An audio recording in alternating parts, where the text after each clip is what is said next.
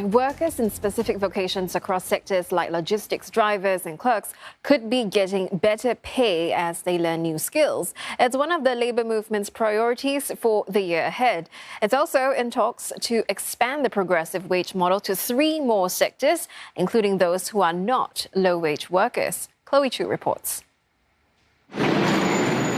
People in certain low-paying jobs that cut across sectors could be looking at higher salaries and better protection in the near future.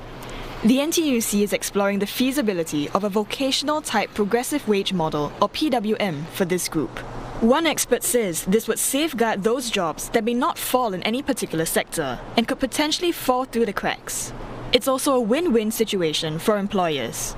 It's a very good extension of what we're currently doing. PWM was initiated because the workers' salaries were really depressed because of price wars. It was very difficult for companies to bid for projects because of wage costs. Once the PWM came into play, it was really very good for these sectors because it forces companies to actually upskill their workforce. So when productivity improves, of course, services delivery to customers will improve, the cost comes down, and the price of your goods and services will become more competitive.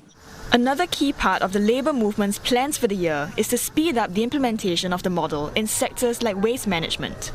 The way that we will do it is to continue our engagement with employers, with government, so that each and every concern, we can come into a compromise position so that we can reach a sustainable PWM, not just for workers' benefits, but also to ensure that our companies, our businesses can also continue to succeed.